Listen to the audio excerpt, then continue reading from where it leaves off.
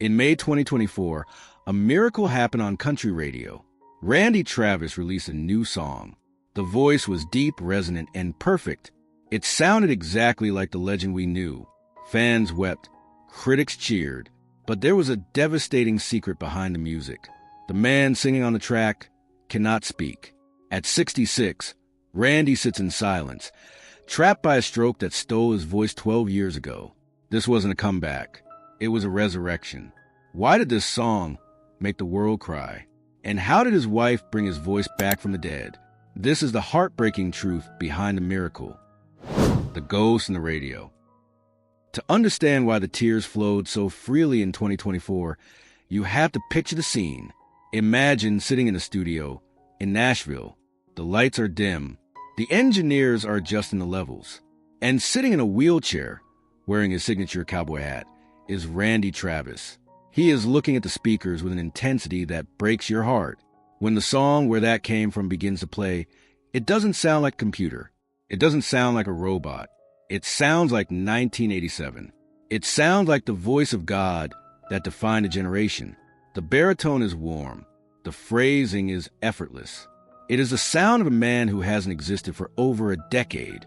For the people in that room, including his wife Mary, it was like seeing a ghost. They weren't crying because it was a good song. They were crying because they were hearing a sound they thought was lost forever. They were looking at the man in the chair, whose mouth wasn't moving, and hearing his soul fill the room.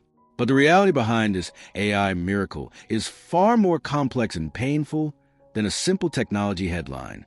It is the culmination of a tragedy that began on a hot summer night in Texas, a tragedy that almost took Randy Travis away from us completely. But before we get to the silence, we must remember the noise. We must remember just how big this man was. Because to understand the loss, you have to understand the treasure. Randy Travis wasn't just a singer. He was the savior of a genre, and his fall from grace was just as spectacular as his rise. The boy from North Carolina who saved country music. Long before the stroke, Randy Travis was a fighter. He was born Randy Trawick in Marshville, North Carolina, in 1959. He grew up in a house that was loud, chaotic, and tough. His father was a horse breeder and a construction worker who pushed his sons hard. Randy didn't learn music in a conservatory. He learned it on the front porch, listening to Hank Williams and Lefty Frizzell. But he also learned how to get into trouble. By the time he was a teenager, Randy was a wild child. He was stealing cars. He was getting into fights. He was running away from home. He famously said, "I was always one step ahead of the law and 2 steps behind the rent." He moved to Nashville in the early 80s, washing dishes at a club called the Nashville Palace. He would fry catfish during the day and sing on stage at night. But Nashville didn't want him. It is hard to believe now, but in the early 1980s, every record label in town rejected Randy Travis. They told him he was too country. They told him he sounded too old. Country music was trying to be pop. It wanted synthesizers and soft rock. It didn't want a nasal, deep baritone that sounded like it came from the dirt. Randy was told to change his name, change his clothes, and change his voice. He refused. And then in 1986, the dam broke. His album Storms of Life was released. When the song, on the other hand, hit the radio, cars pulled over to the side of the road to listen. It was a cultural earthquake. People realized they had been starving for something real. Randy brought back the fiddle. He brought back the steel guitar. But mostly, he brought back the truth. He became an overnight sensation. He sold 25 million albums. He won Grammys. He became the youngest male member of the Grand Ole Opry. He was the king. But fame is a dangerous drug for a man with demons. As the hits piled up, so did the problems. Randy had always struggled with alcohol. It was a fuel for his wild youth and became the crutch for his high-pressure adulthood. His first marriage ended in a messy, expensive divorce that stripped him of much of his fortune. By 2010, the voice of God was unraveling. The headlines weren't about his music anymore. They were about his mugshots. In 2012, he was arrested for a DUI. He was found lying naked on a road in Texas, confused and broken. The world laughed. Late-night comedians made jokes. They wrote him off as another washed-up star who couldn't handle the spotlight. But there was one person who didn't laugh. Mary Davis. She had known Randy for 30 years. She saw past a mugshot. She saw a man who was in pain, a man who was drowning. She stepped in when everyone else stepped out. She helped him get sober. She helped him find his faith again. She helped him rebuild his life piece by piece. By 2013, Randy was back. He was fit. He was happy. He was recording new music. He was ready for his third act. He had beaten the bottle. He had beaten the critics. He thought the war was over. He didn't know that his own body was plotting a betrayal that would make his legal troubles look like a picnic. The night the music died. July 7th, 2013. It started as a typical Sunday in Tioga, Texas.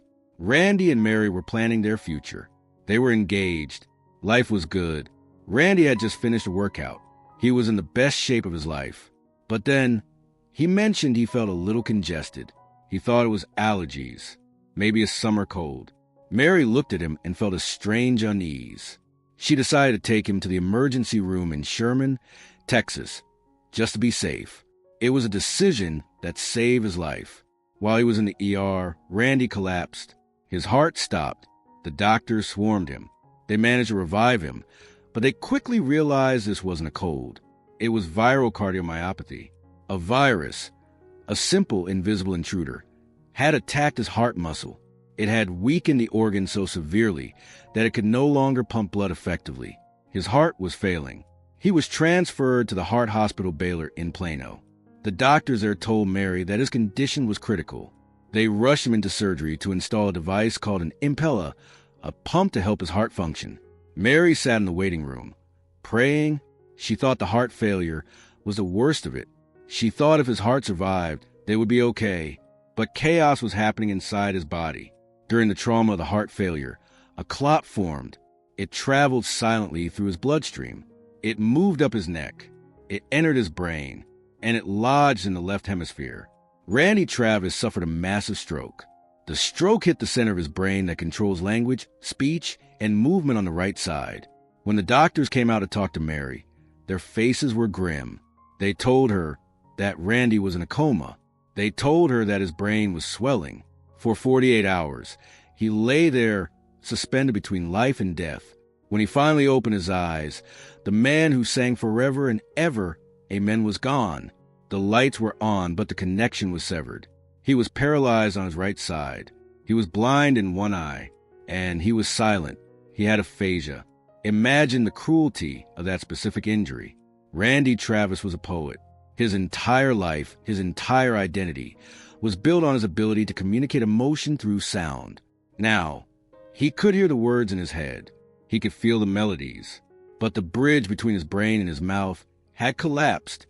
He was locked inside a prison of his own flesh. But the nightmare wasn't over. His lungs began to fail. He developed pneumonia. He had to be intubated. Machines were breathing for him. Machines were pumping his blood. He was alive only by the definition of technology. And then came the meeting that every family dreads. The decision to pull the plug.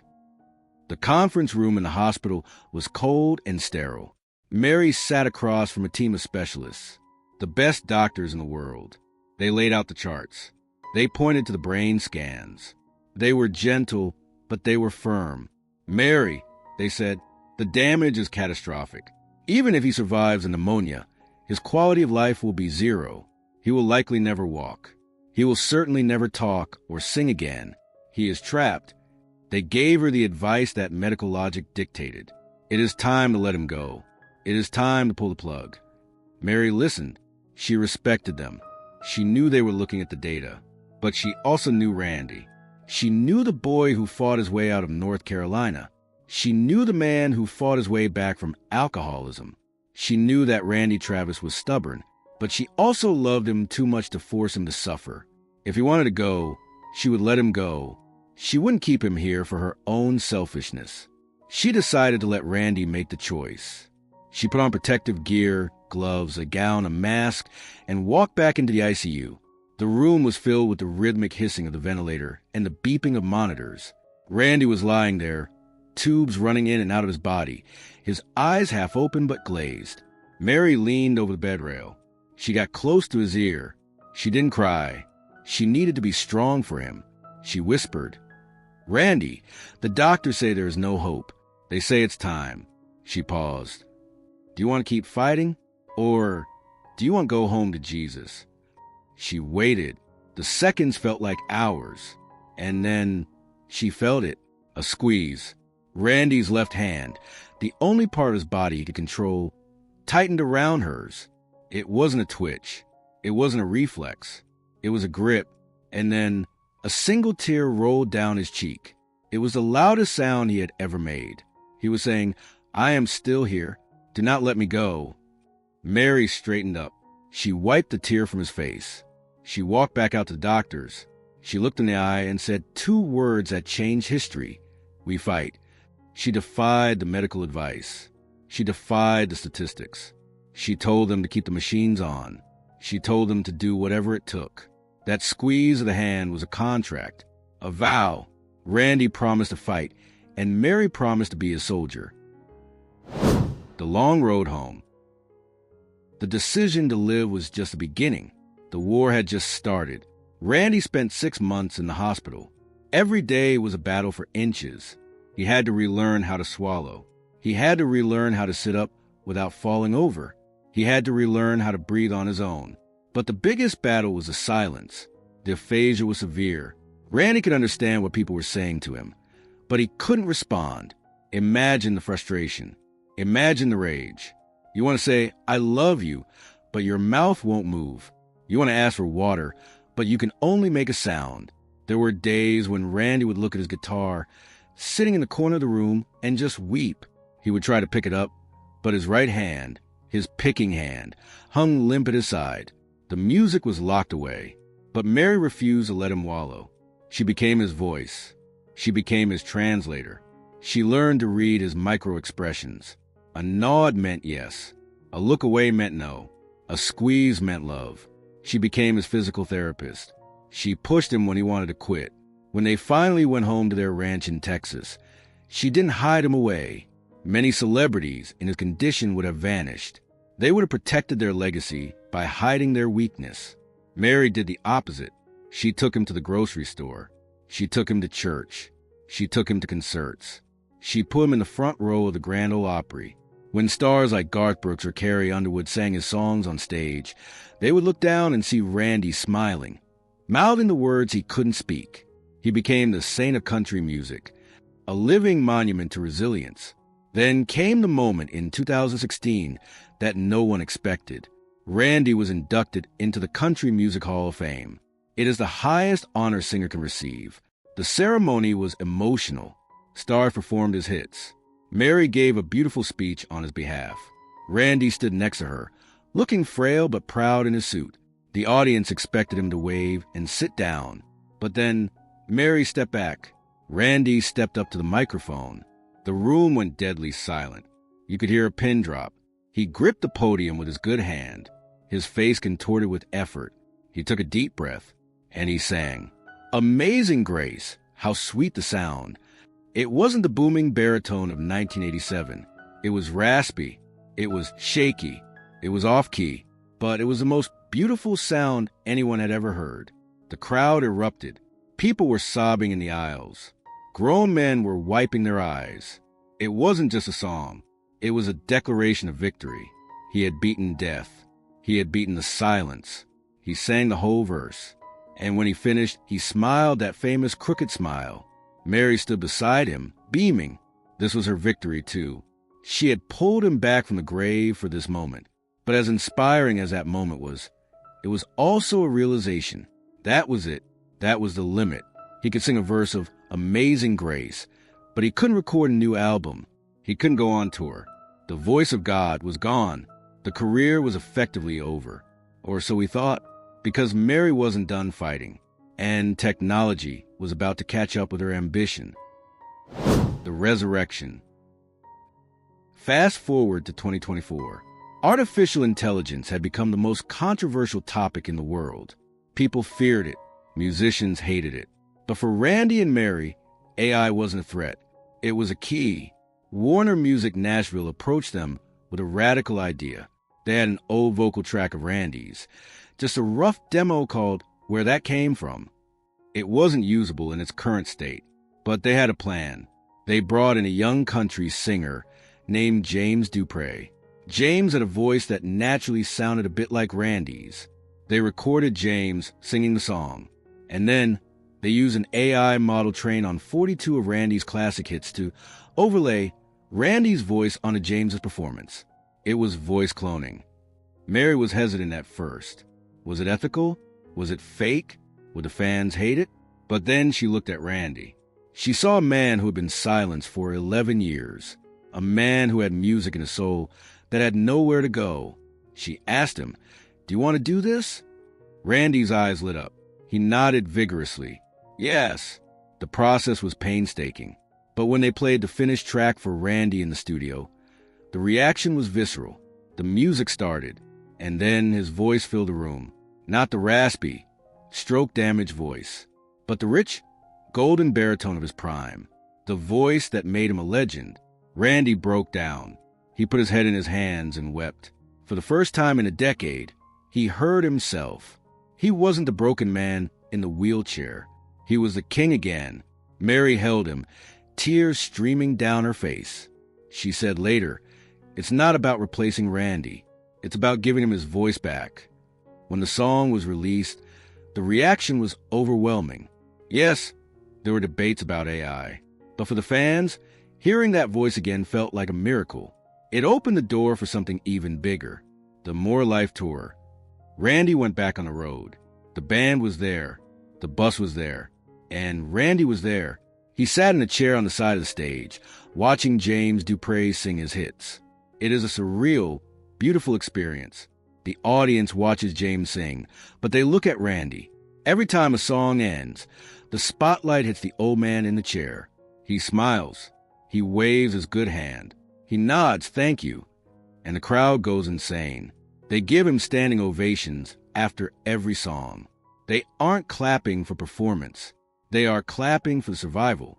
They are clapping for the wife who refused to let him die. The final note. Randy Travis is 66 years old. He has lived two lives. The life of the loudest voice in the room and the life of the quietest man in the room. His story forces us to ask, what makes a singer? Is it the vocal cords? Or is it the soul? Randy lost his chords, but his soul is louder than ever. The AI song, the tribute tour, the public appearances, they are all acts of defiance. They are Randy and Mary shouting at the universe, "You can't take this away from us." The doctors who told Mary to pull the plug were wrong. Science has limits. Love does not. Randy Travis is still here because his wife was brave enough to fight for him when he couldn't fight for himself. She is the hero of this story. She saw the value in a life that others had written off. So, the next time you hear that new AI track on the radio, or you hear Forever and Ever, and then remember the story behind the singer. Remember the hospital room. Remember the squeeze of the hand. Remember that as long as there is love, there is hope. What do you think? Is the AI song a beautiful tribute or a step too far? And would you have had the strength to make the decision Mary made? Let us know in the comments below. We salute you, Randy. And we salute you, Mary. This is the Seventh Lens. Thank you for watching.